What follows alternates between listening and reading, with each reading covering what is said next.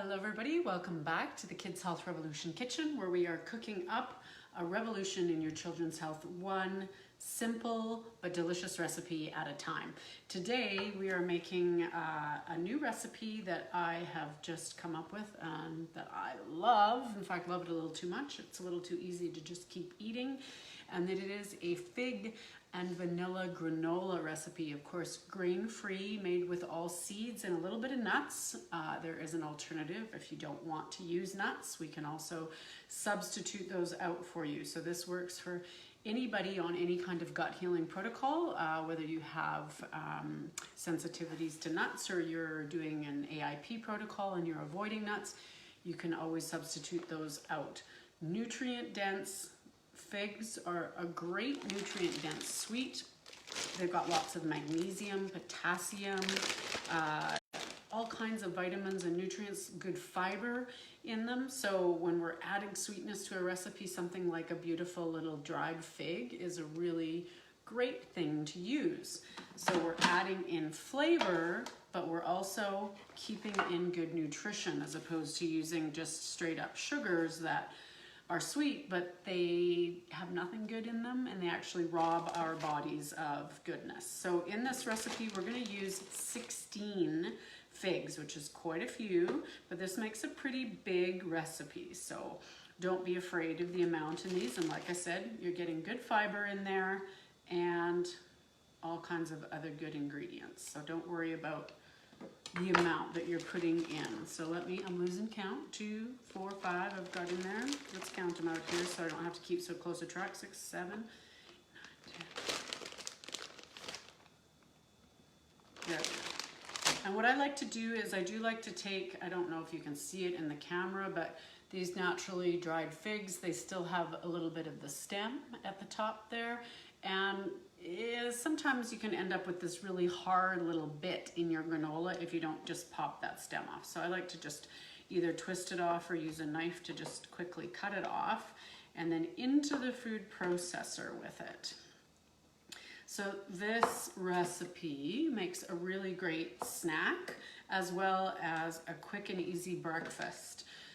It's a nice breakfast for the kids to get up and be able to have on their own, right? So when our kiddos are doing these gut healing protocols, it's not like when I was a kid and I just got out of bed and served myself a bowl of cereal from the box in the cupboard, right? That's not necessarily what we're doing with our kids because we're avoiding all those processed foods to help repair the gut and improve health.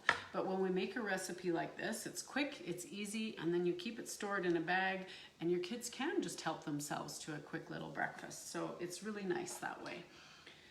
So 12 figs go down in there, and then we're just gonna pulse these to break them up a little bit, and then we'll add in a couple more ingredients.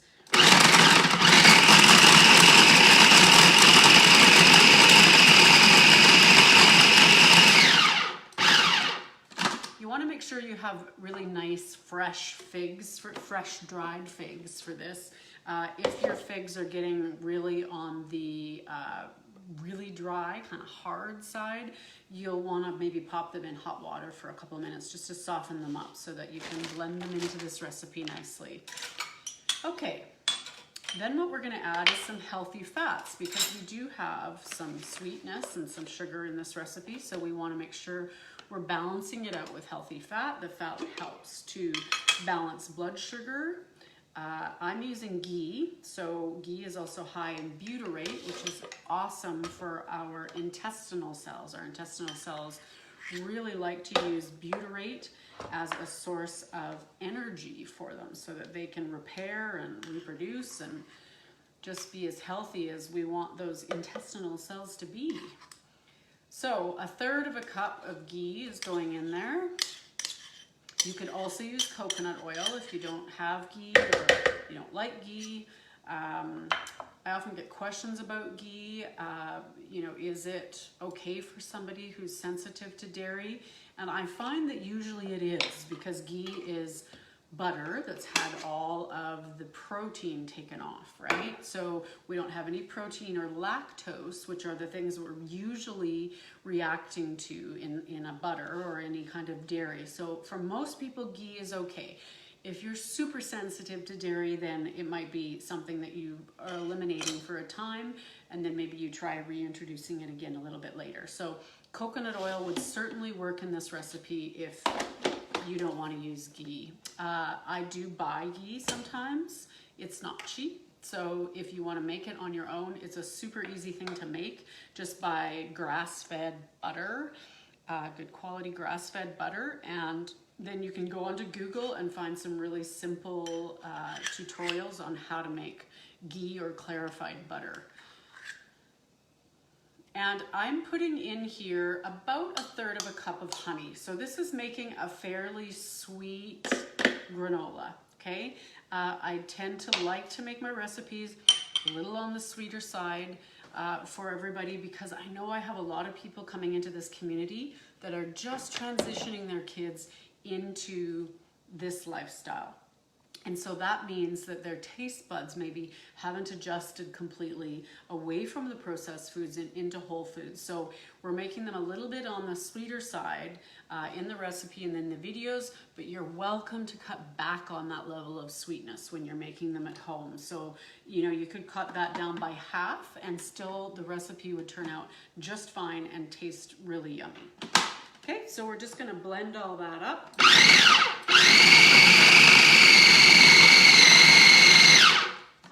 And one wet ingredient I forgot to put in there is 2 teaspoons of vanilla extract, or 1 teaspoon of the vanilla powder.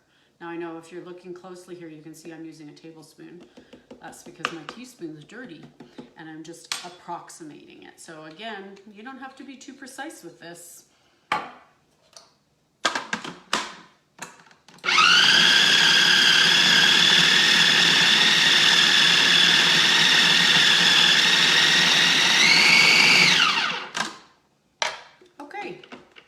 That's what we want. We want this sort of chunky paste texture to your wet ingredients. And we're just gonna scoop that out here.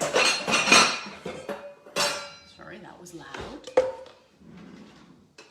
Okay, so we're gonna scrape our wet ingredients out into a bowl, and then we're gonna go in with our dry ingredients. Smells divine already. You can smell the figs, and you can, that really beautiful aroma of the vanilla coming through. Okay, so let's go into the dry ingredients. For nuts, I'm using macadamia nuts in this for a couple reasons. I happen to have them on hand because I bought a big old bag, because I also really like macadamia nuts. In terms of nuts, if you've been avoiding nuts for a time and you're starting to introduce nuts, macadamia nuts is one of the best to start with. It tends to be one of the lowest in terms of contamination from mycotoxins, from molds, and it has less of the anti-nutrients, less of the lectins than some of the other nuts do. So that's why we use a fair bit of macadamia nuts. You could substitute any other nut in this. You could put in almonds or hazelnuts or cashews or whatever floats your boat. If you don't want to use nuts, if you're avoiding nuts, then what I recommend you do in this recipe is you could substitute in some sunflower seeds or just double up on some of the other seeds. So I'm gonna give you the measurements for the hemp and the coconut and the pumpkin seeds we're using. So you could just add an equivalent of another cup of those, and then you can just leave the nuts out entirely. That'll give you enough dry texture. Now these guys are quite large and hard, so I'm gonna give them just a little bit of a pulse on their own first to blend them up, and then we'll put in the other dry ingredients.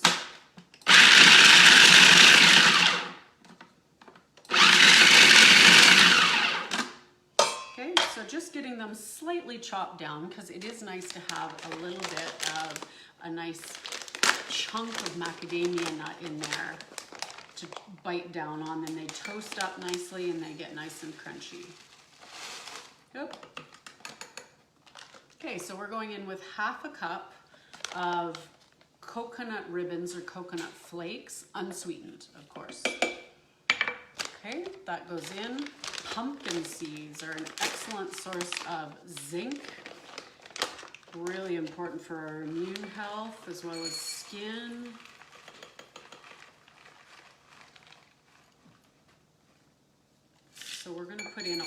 cup of pumpkin seeds.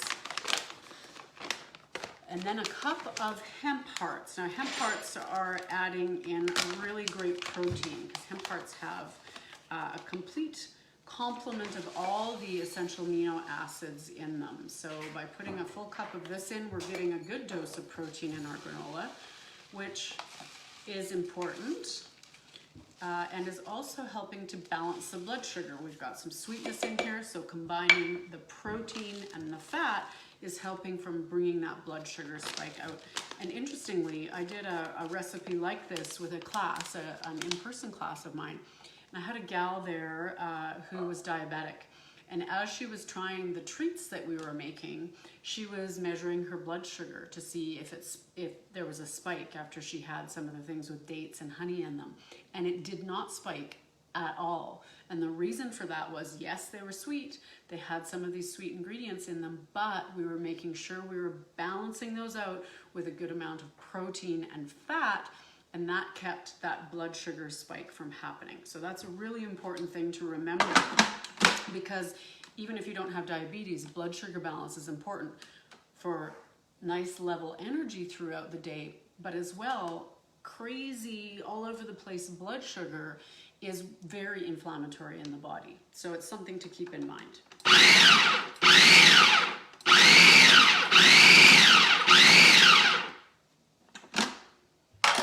Okay, so let's just give that one more little pulse. But what I want to add in, of course, is a pinch of sea salt or Himalayan rock salt.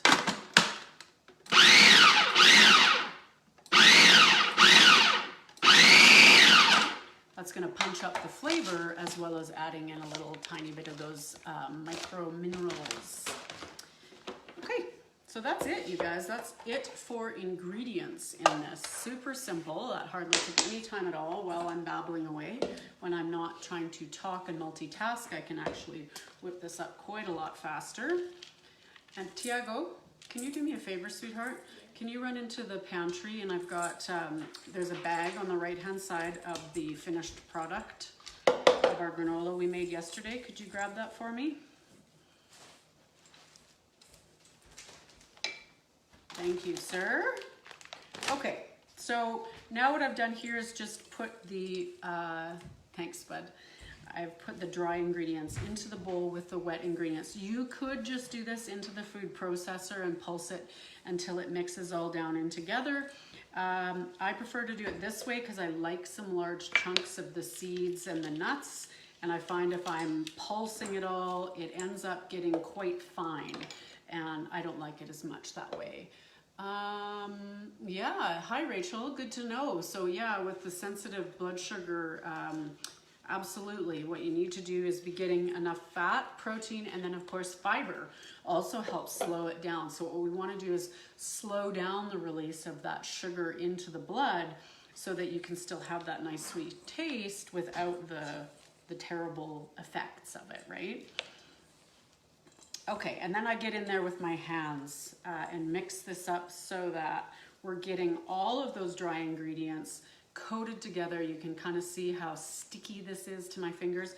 We want everything nice and sticky like that, so that when we put it in the oven, everything's got a nice little bit of fat and that nice sugar coating to it, and that's going to allow it to kind of crisp up and caramelize. So you're going to preheat your oven to 350 degrees. I put mine on convection bake, and I like that because I find it kind of dries it out a little bit faster. If you don't have convection bake, then you're gonna probably leave it in for a little bit longer. Just keep your eye on it, because when it's, you've got all these nice nuts and seeds in here, a little bit of sugar like we do, it can burn fairly quickly. So we put it in at 350 for 10 minutes, and then I give it a little turn. Take it out of the oven, give it a little turn, put it back in the oven for another 5 minutes, turn the oven off for that part.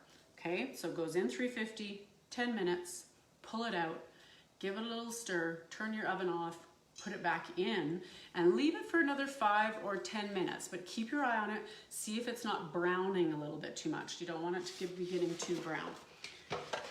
So when you take it out of the oven, you're going to notice it's still quite soft and seemingly, you know, chewy maybe, and not crisp like you'd want to have a granola. If you leave it, it should crisp up just in that 10-minute time quite nicely, so you have some nice crispy bits, but you'll also have some softer, chewier pieces as well. If you want a really crunchy texture to it, you don't want any of those chewy bits, then put it back in your oven on its lowest temperature. So what I'll do is put it back in the oven on dehydrate. So I have a dehydrate setting on my oven, which is at about 150 degrees. So that has the fan running, but the temperature is low, so I don't have to worry about it burning the oils in my nuts, or the fact that I've got the sugar and it gets too burnt and caramelized.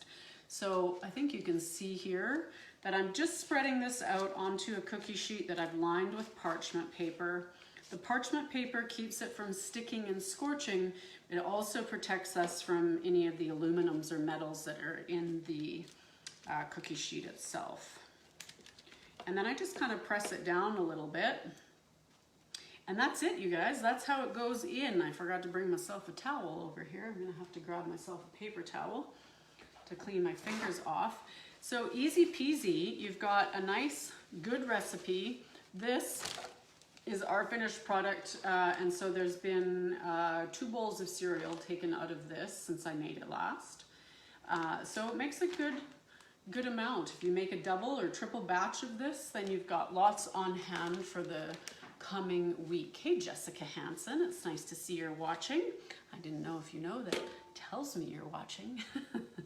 So anyway, there we go. Into the oven, 350, 10 minutes, leave it, turn it, turn your oven off and pop it back in for another 5 minutes. Then check it out, let it cool and see if that's crunchy enough for you. If not, throw it in the oven again at your lowest temperature and just leave it for a little while. Check it occasionally and see if it's at that crunchy texture you'd like. And there you go, you've got beautiful granola for the week that you can have as cereal. You can use it to make parfaits, you can sprinkle it on yogurt, all kinds of things. Good nutrient density, quick and easy, just what we need in order to be helping support our kids' gut health so that we can improve their health and symptoms moving forward.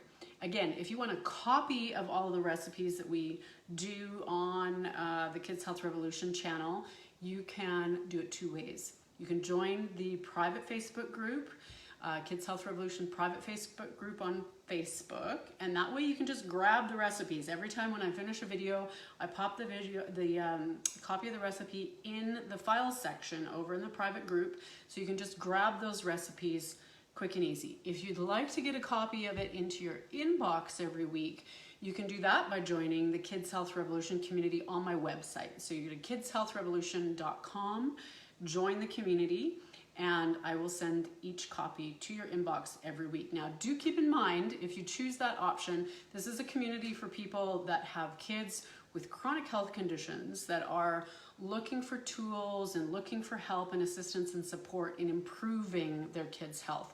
So in addition to sending out those recipes, I also send out information that I find that could be helpful, interviews that I find. There's tools on the website that you get access to, like a leaky gut quiz and food cheat sheet and all sorts of other things that belong in that community. So if you're not really interested in that part of it, you just like the recipes, that's cool. Just come and join me over in the private Facebook group and you can just grab the recipes and you don't have to worry about dealing with all the other stuff. So anyway, that's all to say, recipes are available to you, kidshealthrevolution.com or private Facebook group. We will be back next week with another Kids Health Revolution video, and I hope you guys are all well. Have a wonderful Canada Day, and I'll see you all soon. Bye-bye.